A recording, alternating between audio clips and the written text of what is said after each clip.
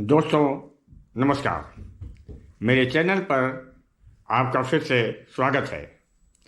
आज हम एक ऐसे इंटरनेशनल ट्रैवल डेस्टिनेशन के बारे में बात करने जा रहे हैं जो भारतीय यात्रियों के बीच तेज़ी से लोकप्रिय हो रहा है। वो देश है ताइवान। तो दोस्तों आइए ताइवान की 7 दिन की ट्रैवल आइटिनरी, वीज़ा प्रक्रिया, 7 दिनों में होने वाले खर्च, मुख्य टूरिस्ट जगहों, transport system, budget hotel, best flight आदि के बारे में जानने से पहले ताइवान के बारे में कुछ महत्वपूर्ण जानकारी आपको देते हैं। जैसे ताइवान है कहाँ, वह किस तरह का देश है, उसकी आबादी, भौगोलिक, राजनीतिक और व्यापारिक स्थिति क्या है। तो दोस्तों ताइवान पश्चिमी प्रशांत महासागर में 1949 से चीन गणराज्य रिपब्लिक ऑफ चाइना का मुख्य घटक है। इसके बाहरी द्वीपों सहित इसका कुल एरिया 36,000 वर्ग किलोमीटर है तथा इसकी जनसंख्या 2024 के अनुसार 2.33 करोड़ है। ताइपे इसका सरकारी मुख्यालय है। मुख्य धर्म यहाँ का बौद्ध है तथा इसकी करेंसी ताइवान डॉलर है, जो भारतीय रुपए के 2.63 के बराबर है। स्ट्रांग है हमसे। यह दुनिया में सबसे अधिक जनसंख्या घनत्व वाले देशों में से एक है। इसकी आय के मुख्य स्रोत इसके प्रमुख निर्यातों में गैर विद्युत और विद्युत मशीनरी, इलेक्ट्रॉनिक्स, कपड़ा उत्पाद, प्लास्टिक लेख और परिवहन उपकरण शामिल हैं। ताइवान की राजनीति का एक लंबा इतिहास है जिसे किसी अन्य एपिसोड में आपको दिखाएंगे। जैसे वर्तमान में 2016 में डीपीपी नेता त्साई इंग वेन ताइवान की पहली महिला राष्ट्रपति बनी। उन्हें 2020 में फिर से चुना गया। 2024 में तीसरी बार चिंगटे राष्ट्रपति चुनी गई, जो ताइवान के लोकतंत्र में परिवर्तन के बाद पहली बार ऐसा हुआ जो लगातार 3 राष्ट्रपति एक ही दल के किसी ने जीता हो। वर्तमान में ताइवान और चीन के बीच तनाव उच्च स्तर पर बना हुआ है, लेकिन टूरिज्म पे कोई फर्क नहीं है। दोस्तों अब आते हैं मुख्य शीर्षक पर। आप में से कई लोगों को यह जिज्ञासा होगी कि क्या यह देश घूमने लायक है और क्या यह बजट के अनुकूल है। इसलिए हम इस वीडियो में आपको ऐसे सभी सवालों के जवाब देने जा रहे हैं। हम आपको यह बताएंगे कि ताइवान क्यों आजकल भारतीयों के लिए पसंदीदा बन रहा है और हम भारतीय यात्रियों के लिए एकदम सही 7 दिवसीय बजट आइटिनरी या टूर प्लान क्या होना चाहिए। दोस्तों ताइवान कल्चर, नेचर और स्वादिष्ट भोजन का एक अनूठा मिश्रण आश्चर्यजनक रूप से किफ़ायती कीमतों पर प्रदान करता है। यह अविश्वसनीय रूप से पर्यटकों के लिए बिल्कुल सेफ है। सार्वजनिक परिवहन की एफिशिएंसी तो देखने बनती है, साथ ही पर्यटकों खासकर भारतीय टूरिस्टों का स्वागत करने वाला माहौल है। कई अन्य एशियाई गंतव्यों के विपरीत ताइवान कम भीड़भाड़ वाला अनुभव प्रदान करता है, जिससे आप स्थानीय संस्कृति में पूरी तरह डूब सकते हैं। दोस्तों भारतीयों के लिए ताइवान का वीज़ा क्या चाहिए, इसकी आवश्यकताओं के बारे में तथा ताइवान जाएं कैसे, उसके बारे में आसान तरीका आपको हम बताते हैं। दोस्तों टूरिस्ट वीज़ा या कुछ शर्तों के साथ, जैसे मेरे पास था, इंडियंस को ई वीज़ा मतलब TAC, travel authorisation certificate 2 RCC उपलब्ध है। ई वीज़ा की सुविधा के लिए पासपोर्ट, रिटर्न टिकट और जापान, कोरिया, संज्ञान, यूएसए देशों के अगर वैलिड वीज़ा आपके पास है में से किसी एक का भी वैलिड वीज़ा आपके पास है तो आप को ईटीए मिल जाएगा। आप स्क्रीन पर आरओसी बोलते हैं उसको, आप स्क्रीन पर उन शर्तों को पढ़ सकते हैं तथा लिंक भी आप डिस्क्रिप्शन में देख सकते हैं। सामान्य टूरिस्ट वीज़ा के लिए वीज़ा का लिंक भी मैंने डिस्क्रिप्शन में दे दिया है। दिल्ली में जो स्थित ताइवान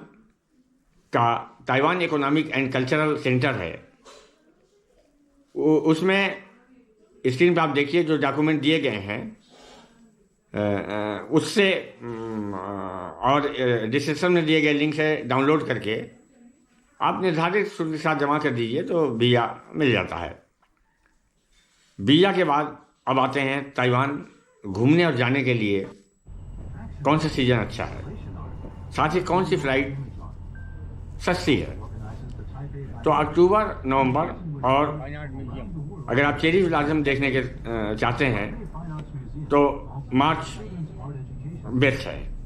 साथ ही फ्लाइट आपको दिल्ली से ताइपे के लिए विएटजेट बजट फ्लाइट है जो लगभग 30,000 में मिल जाएगी, लेकिन बैंकॉक में आपको दोबारा सेल्फ चेक इन करना होगा और बिना रोक टोक के 3 घंटे के लेओवर के साथ आपको थाई एयरवेज की फ़्लाइट जो 50,000 की है, अगर आप अफोर्ड कर सकते हैं तो वो आप ताइवान पहुंच जाएंगे 8-9 घंटे में। लेकिन विएटजेट से फ़्लाइट बुक करते समय इतना ध्यान रखिएगा कि सेल्फ चेक इन के समय आपके पास थाईलैंड का उस समय इंडियंस के लिए फ्री वीज़ा है अथवा नहीं। तो दोस्तों अब आते हैं आपके 7 दिन के लिए बेस्ट आइटिनरी क्या होनी चाहिए और होटल, इंटरनल ट्रांसपोर्ट, खाना आदि पर कितना खर्च आएगा। रुकने के लिए सेंट्रल स्टेशन के ताइपेई सेंट्रल स्टेशन के 1 किलोमीटर की परिधि में आपको 3500 से 6,000 रुपये प्रति दिन के हिसाब से अच्छे 3 से 4 स्टार होटल मिल जाएंगे। कोशिश कीजिए कि आप पूरी अवधि के दौरान ताइपे में ही रुकें और बाकी जो कुछ बढ़िया डे ट्रिप्स हैं 3, उनके लिए कंजिक्यूटिव 3 कंजिक्यूटिव डे का हाई स्पीड रेलवे पास मिलेगा, जिससे आप Sun Moon lake, Taichung, Taroko gorge national तथा कोसीचुंग का डे ट्रिप कर सकते हैं। ताइवान में जो लॉन्गेस्ट जर्नी है हाई स्पीड ट्रेन की, वो लगभग 2 घंटे की है। साथ ही एयरपोर्ट पे ही आप एटीएम से ज़रूर कुछ ताइवान डॉलर जो लगभग 10,000 रुपये इंडियन करेंसी के हिसाब से निकाल लें तथा 1 वीक के लिए 10 GB डेटा का ई सिम या मैनुअल जो चाहें लगभग 9 से 100 रुपये का इंडियन के हिसाब से मिल जाएगा, अवश्य ले लें। साथ ही easy transport card 100 Taiwan dollar का जो इंडिया के 270 के बराबर हुआ, उसे किसी भी MRT स्टेशन, 7/11 शॉप या फैमिली मार्ट शॉप से खरीद लें और उसे 500 ताइवान डॉलर से रिचार्ज कर लें तो आपका काम 1 हफ्ते का चल जाएगा। जितने मेंबर होंगे इतना ध्यान रखिए, उतने कार्ड आपको लेने पड़ेंगे, जिससे पूरे ताइपे में बस, मेट्रो, सबवे सब पे आप ट्रेवल कर सकते हो।